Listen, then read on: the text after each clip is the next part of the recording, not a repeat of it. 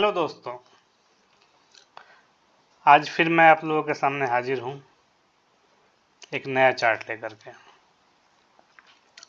जैसा कि आप लोग देख पा रहे हैं कि ये कंपनी का मंथली चार्ट है और मंथली चार्ट पे क्या हो रहा है इसको समझते हैं हम लोग।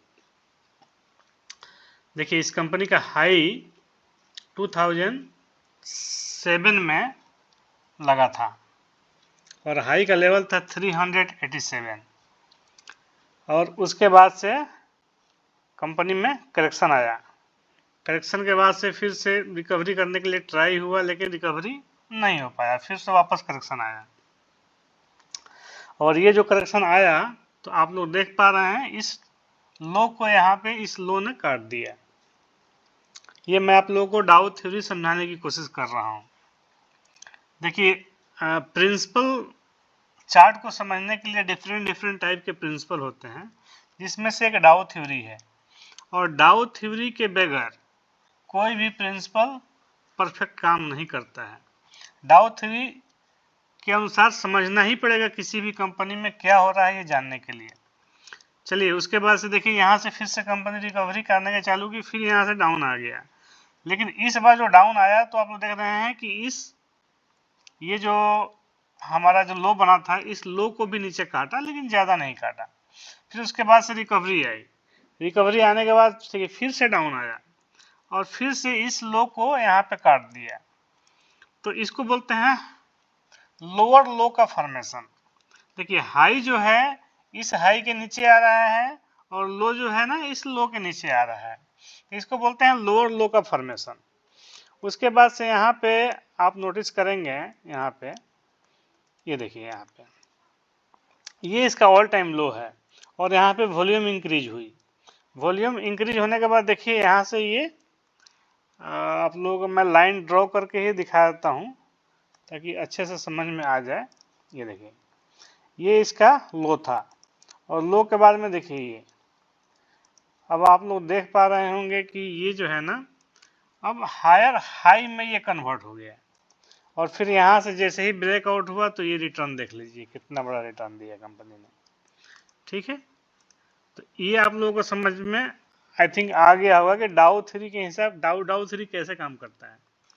ठीक है, उसके बाद से ये हाई बनाया था कंपनी ने और कंपनी में 2024 में जुलाई में ये हाई बना। हाई के बाद ये करेक्शन हुआ, डेफिनेटली करेक्शन तो होगा ना। यहाँ से कंपनी चली है, कितना परसेंट चला है देख लेते हैं। ये हमारी अगर एंट्री पॉइंट होती यहाँ पे तो ये मान लीजिए 286% ये कंपनी चली है। यहाँ से लोअर लेवल से जाएंगे तो ये और ज़्यादा चली है, लेकिन हम यहीं से देख लेते हैं तो ये 286% है। चलिए हम देखते हैं लोअर लेवल से कितना चली है एक मरतबा, ये भी देखना जरूरी है। तो ये देखिए, अगर लोअर लेवल से हम लोग कंपेयर करेंगे तो ये कंपनी यहाँ पे आप लोग देख पा रहे होंगे 1718% का रिटर्न दिया है। तो डेफिनेटली जब इतनी कम समय में 2020 के बाद यानी कोरोना के बाद से ये कंपनी रिकवर करना चालू हुआ था और इतना रिटर्न दिया, तो डेफिनेटली करेक्शन तो आना बनता है। अब देखिए, डाउ थ्योरी के हिसाब से अभी क्या हो रहा है।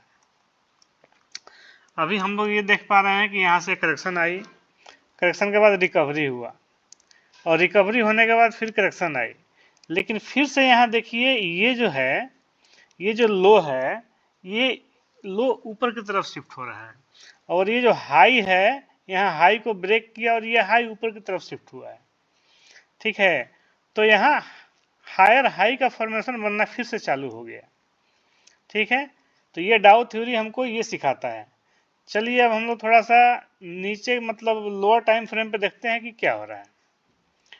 जैसा कि आप लोग देख रहे होंगे कि अभी मैं ये वीकली चार्ट पे आ गया हूँ, तो वीकली चार्ट पे देखिए क्या हो रहा है। यहाँ से कंपनी रिकवर की, रिकवर करने के बाद देखिए ये लो बना और लो बनने के बाद देखिए ये फिर से अपने हायर हाई का फॉर्मेशन बनाना चालू कर दिया है। तो मोस्ट प्रोबेबली मुझे ऐसा लग रहा है, मेरा स्टडी के हिसाब से ये लग रहा है कि अब ये कंपनी यहाँ ऊपर निकलने के लिए रेडी है और इसमें कभी भी ब्लास्ट हो सकता है ऊपर निकलने के लिए। जैसे ही मार्केट का सेंटीमेंट थोड़ा सा भी पॉजिटिव होगा, हो रहा है, मुझे लगता है कि कंपनी का सेंटीमेंट अब पॉजिटिव हो रहा है शेयर मार्केट का। आप लोग निफ्टी को ना देखें क्योंकि निफ्टी तो ऑल टाइम हाई पे है, लेकिन स्टॉक्स कहाँ पे है वो देखिए। तो एनी हाउ इस कंपनी में मुझे लग रहा है यहाँ से रिकवरी आएगी, और रिकवरी जैसे ही आएगी ना शार्प शूटअप होगा ये, और शार्प जब शूटअप होगा तो इसका टारगेट ये हो सकता है, मैं दिखाना चाहूँगा आप लोगों को। देखिए एक बार देखिए, शॉर्ट टर्म में इसका टारगेट हो जाएगा आपका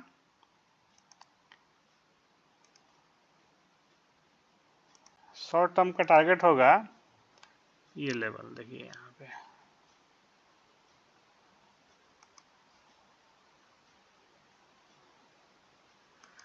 शॉर्ट टर्म का टारगेट होगा हमारा ये 366 का, जो कि स्विंग ट्रेडिंग जो लोग करते हैं उसके लिए perfect 20%। For swing trading 20 to 30% is more than enough. But अगर जब ये जब लेवल टूटेगा ना, तो मुझे नहीं लगता है कि ये कंपनी यहाँ पे रुकेगी, इसमें और भी तेजी होने की संभावनाएं रहेगी।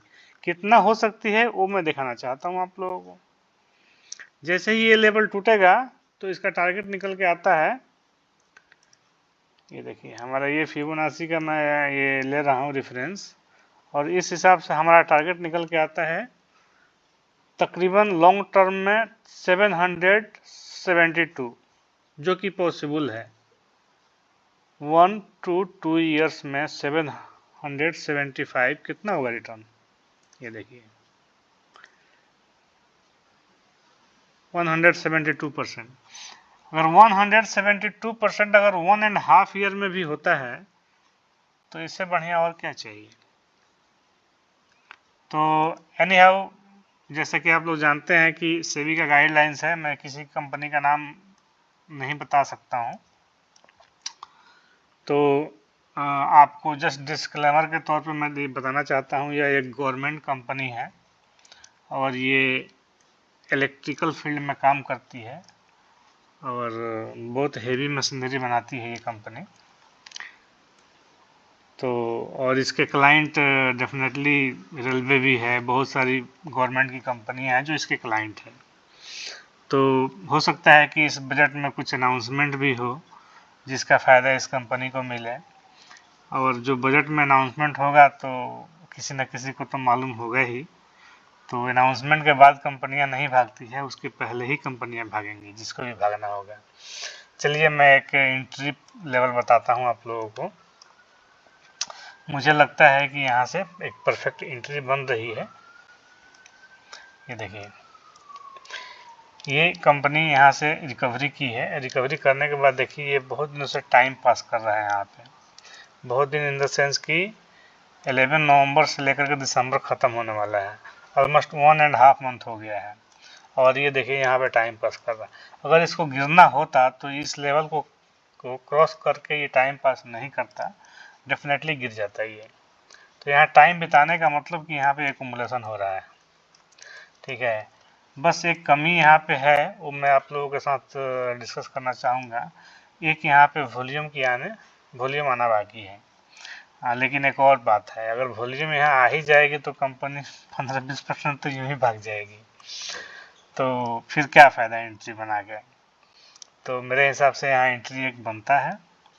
आप लोग अपनी स्टडी करें और नाम ढूंढने के लिए कोशिश करें।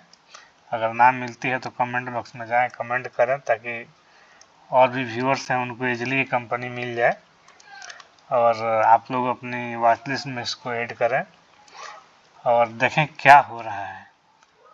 कोई ज़रूरी नहीं है कि हर जगह इन्वेस्टमेंट किया जाए। सीखने के पर्पज़ से, मैं स्टडी पर्पज़ से चार्ट मैं बता रहा हूँ, चार्ट को कैसे देखा जाता है, तो आप लोग सीखने की कोशिश करें अगर इंटरेस्टेड हैं तो, नहीं तो फिर वही किसी के टिप के भरोसे रहें और इन्वेस्ट करें, फिर बाद में लॉस होगा तो फिर बोलें कि फलाने के कहने पे मैंने लिया था लॉस हो गया। तो ये सही अप्रोच नहीं है। Okay, thank you very much. और मेरे कहने से बाई या सेल ना करें, अपना एनालिसिस करें और अपने फाइनेंशियल एडवाइजर से जरूर सलाह लें एंट्री बनाने से पहले। Thank you very much.